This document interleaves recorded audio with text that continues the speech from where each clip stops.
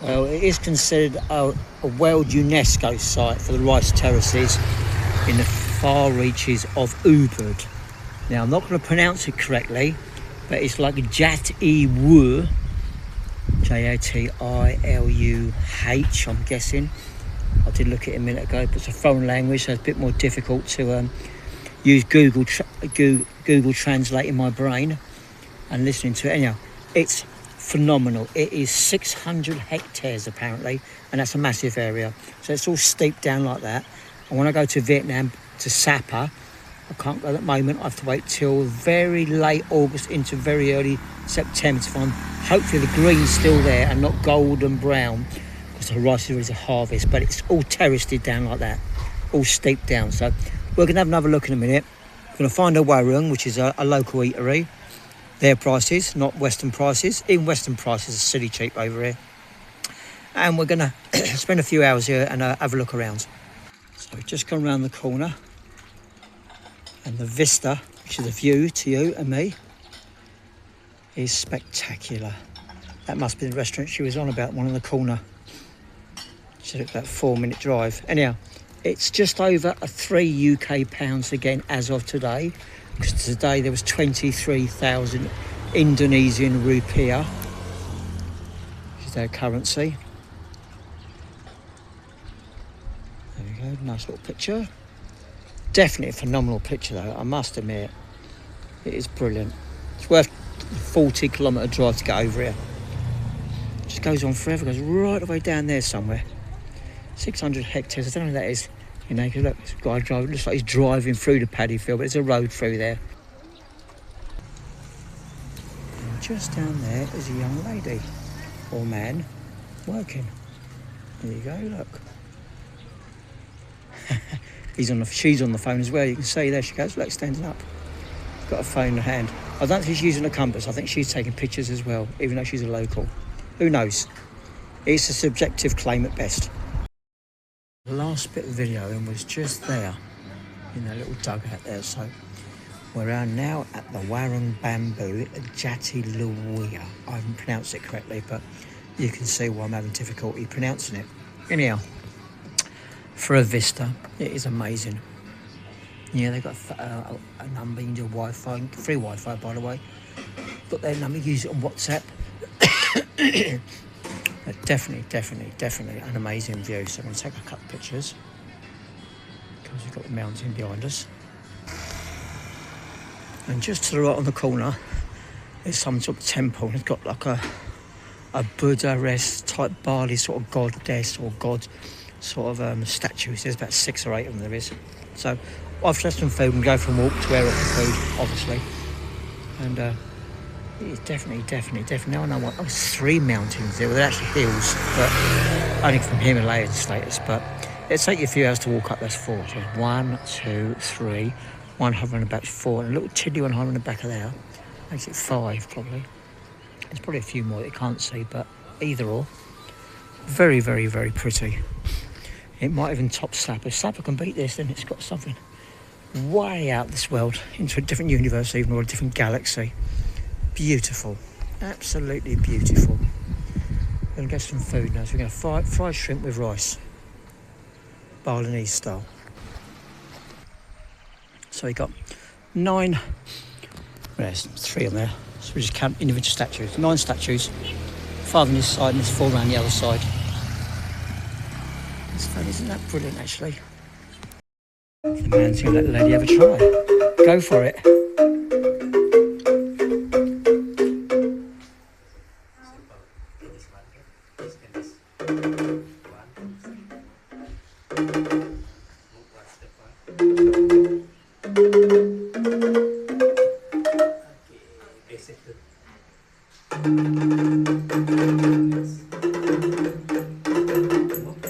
Brilliant.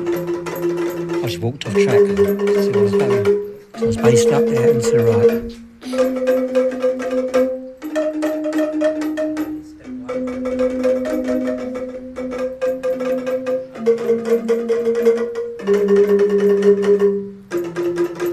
It's cool.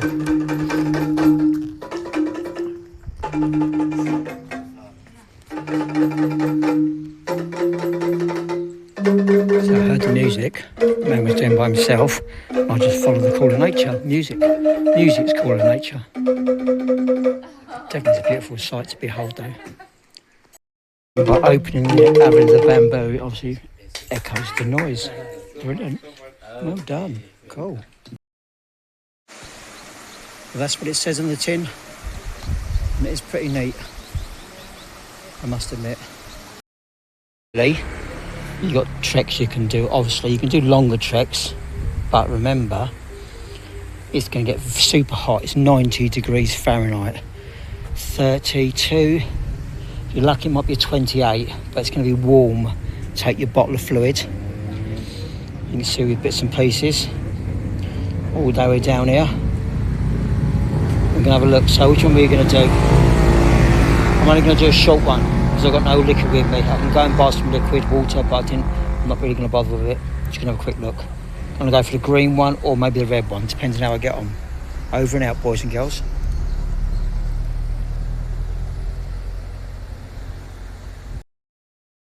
Taking the easy one, not because it's easy, so I don't want to get myself too lost, do I really?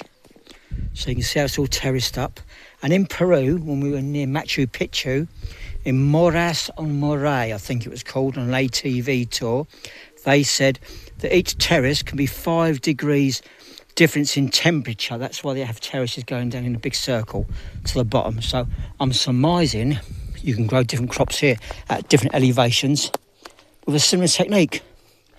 They do grow crops differently next to each other, spring onions and corn on the cob or whatever, but I just thought they just do that because everyone's selling rice and need another product to sell as well as rice. So either or, I don't know that part, but that's the statistics on terraces like that going down. It's hotter at the bottom than at the top. You get more wind at the top. Look at it logically like that. Or it's probably too quick, so you can get your hats so you don't get burnt. Obviously, if you're fair skinned, not like me. And here's a young lady. And what is your name? Hello. My name is Putu. Putu. Yeah. And so she would say you crisps and teas and soft drinks, cold drinks, fancy hats, those free memories from being in Bali rather than Vietnam with the hats. Putu, you take care. Hope you have a good sales today. Take care. And I like the incense just steaming away on top of your head. Wonderful. Thank you.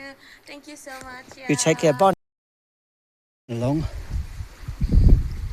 halfway round, it's a concrete path. Makes it a lot easier because the other way is part track and part irrigated brickwork with hollows in the middle for traction, because already it's a bit slippery. It gets seriously slippery. Anyhow, you can imagine the guys and girls walking through there and tending to the rice. Looks pretty neat though. And you've got, let's just put 3 palm trees in it. I'll take a picture. There we go. So the green path takes me in a full circle back to where we started videoing over there, and we go left right way up to the way ring where I parked my bike. So a scooter was good for taking there where that little red wall is. You've got like a red, it doesn't matter where that bike is now. That's the way ring. So free parking there because you eat some food there. If you go where that thatch is at the very end, yeah, just about there, you're probably going to pay £1 or £1.50 for your parking. So I've deducted that from me food this morning. Lower elevation, you can see a bit more. I can stop, take a picture. That one's wall, be careful of it. Just don't fall off. Just to get that little bit extra. And it's like they put a strimmer in where the pathways are. So you can see where you need to walk. Pretty neat, eh? And I guess even though this is like support local trade in here rather than the semi-glitzy hotels and homestays and guest houses and stuff like that, you go there, you'd have an amazing vista to look at. So that's a local warung. It's like a small restaurant, so you get local prices and you'll be able to eat whatever you want and look and absorb all that. So you can bring your friends, bring yourself, bring your friends, bring your family, whoever it is, and enjoy the moments that behold before you decide you've had another zen time and you decide to carry on regardless somewhere else on the island or back to your accommodation somewhere else on the island. I chose to drive here on a scooter, 40 kilometres, about an hour and a quarter.